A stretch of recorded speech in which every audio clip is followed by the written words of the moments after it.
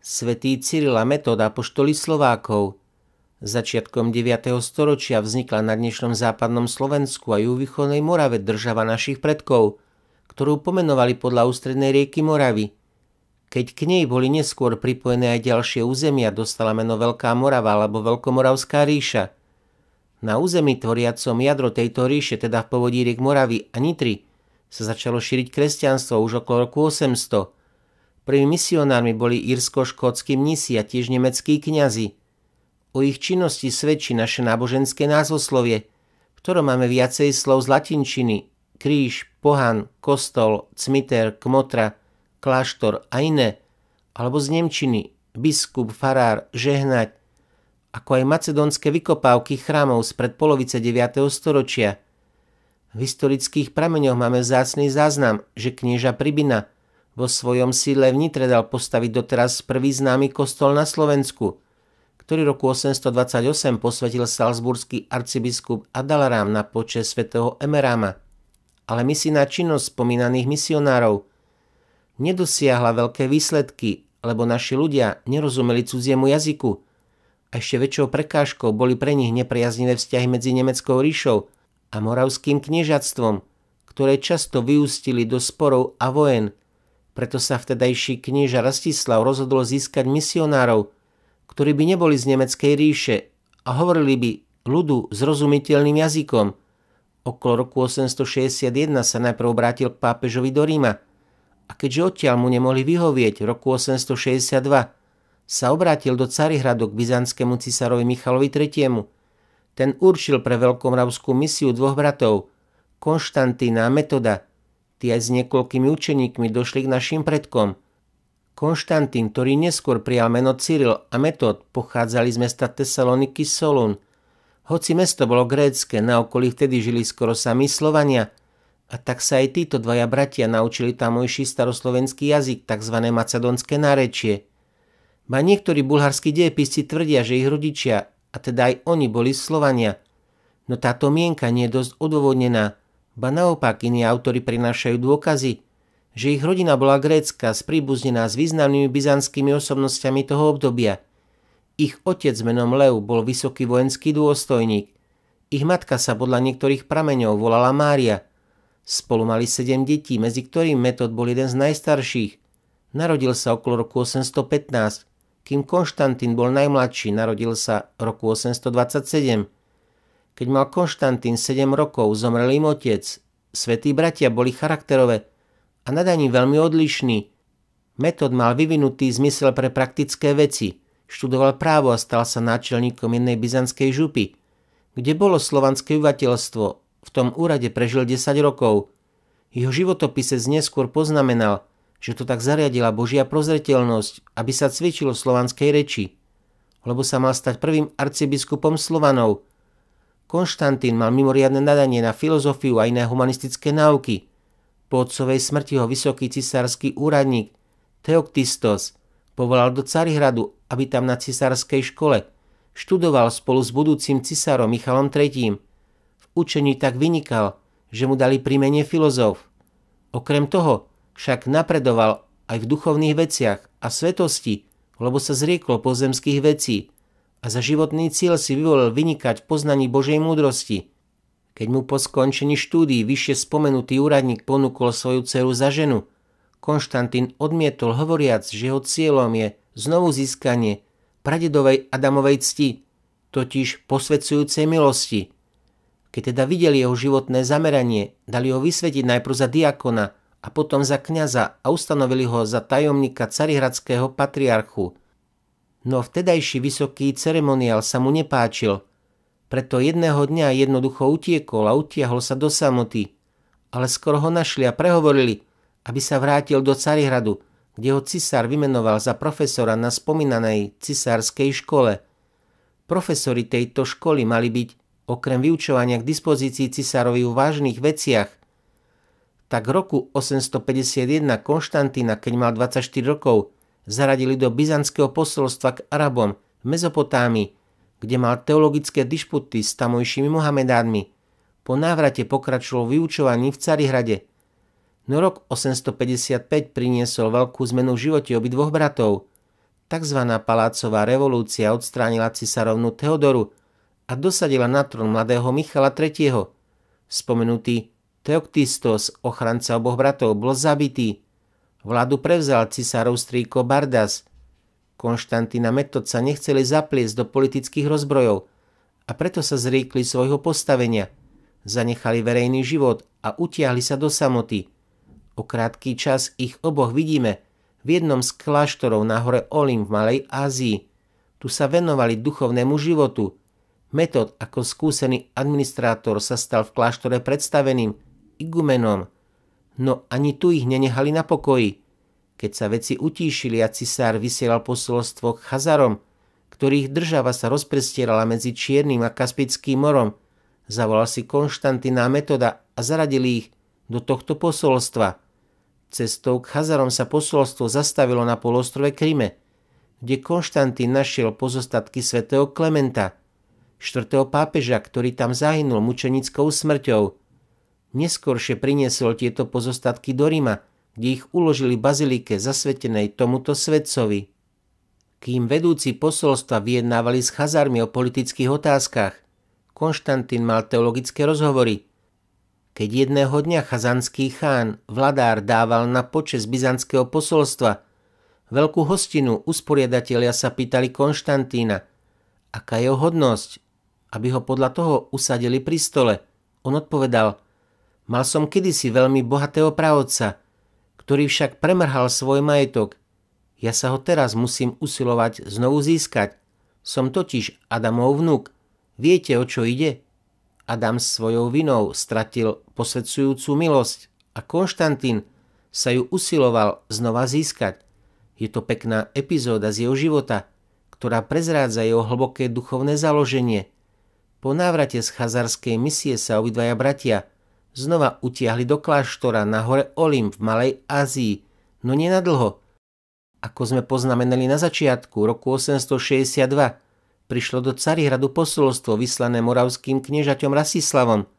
Okrem iných záležitostí politického charakteru, poslovia žiadali, aby cisár Michal III. Určil pre slovenské kraje učiteľa a biskupa a s ním aj iných misionárov, ktorí by v národnom jazyku ohlasovali Slovienom kresťanské náboženstvo. Cisár Michal určil na túto misiu svätých bratov Konštantína a Metoda.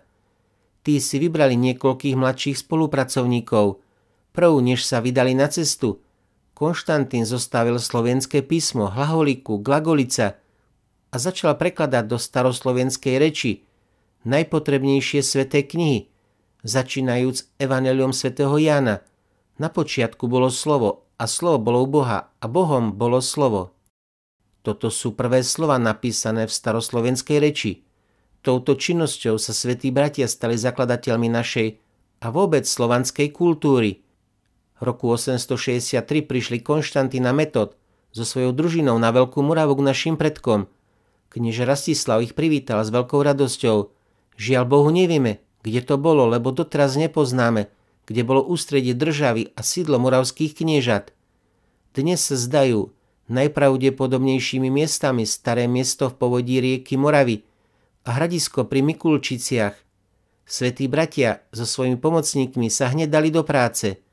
Jedni ohlasovali evanjelium, kým druhí vyučovali mládež, najmä kandidátov na kňažstvo. Rastislavovi totiž išlo o to, aby mu vychovali čím skôr domácich kňazov. Po 3 rokoch intenzívnej činnosti sa veci vyvinuli natoľko, že bolo potrebné riešiť niektoré vážne cirkovnoprávne otázky. Preto sa svätí bratia rozhodli ísť do Ríma k pápežskej stolici, ktorá jediná mohla riešiť tieto otázky.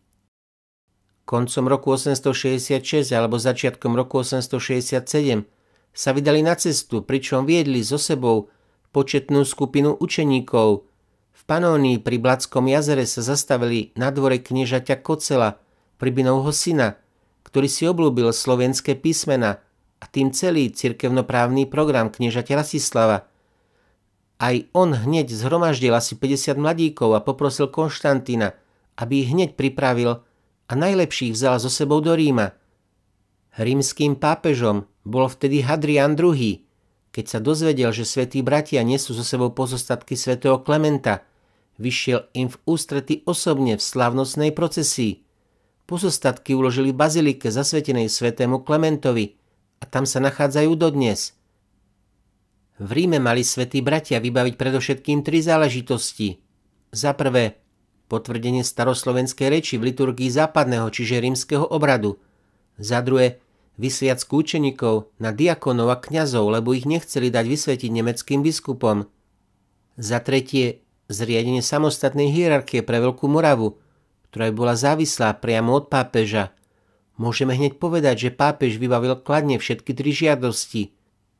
Bolo to pravdepodobne na Vianoce roku 867, keď pápež v bazilike svätej Márie, dnes Santa Maria Maggiore, pri jasličkách položil staroslovenské evanjelium na oltár a tým ten preklad schválil a Konštantín hneď slúžil staroslovenskú bohoslužbu. O krátky čas potom pápež prikázal niektorým biskupom, čo sa nachádzali v Ríme, aby slovenských učeníkov vysvetili za diakonov a kňazov. Otázka samostatnej hierarchie bola veľmi chúlostivá, lebo na to územie si nárokovali právo nemeckí biskupy a preto sa pápež rozhodol obnoviť starobilé Sriemské arcibiskupstvo Sirmium, dnes Sriemská Mitrovica v Juhoslávii, a rozšíriť ho aj na územie Panónie a Moravy. Kým sa tieto veci vybavovali, Konštantín v Ríme ochorel. Cítiac blížiacú sa smrť, prijal vyšší stupeň mníšskeho stavu a zároveň aj meno Cyril, pod ktorým je všeobecne známy. Zomrel v Ríme 14. februára 869. Pochovali ho slávnostne v bazilike svätého Klementa. Po jeho smrti neostávalo nič iné, ako ustanoviť svätého Metoda za arcibiskupa pre novozriadenú veľkomoravskú cirkevnú provinciu a skutočne ho vysvetil pápež Hadrián II. Keď odchádzal, pápež mu dal list adresovaný veľkomoravským kniežatám Rastislavovi, Svätoplukovi a Kocelovi. V ňom oznamuje, že im posiela Metoda ako arcibiskupa a pápežského legáta aj pre ostatné slovanské národy, že potvrdil staroslovenskú reč v bohoslužbe a hrozí cirkevnými trestami tým, čo by sa opovážili protiviť týmto rozhodnutiam. To bol ohromný úspech svätých bratov. Vieme totiž, že ani pred nimi, ani potom, až po druhý vatikánsky koncil, nikto nedosiahol povolenie používať vlastnú reč v rímskom obrade.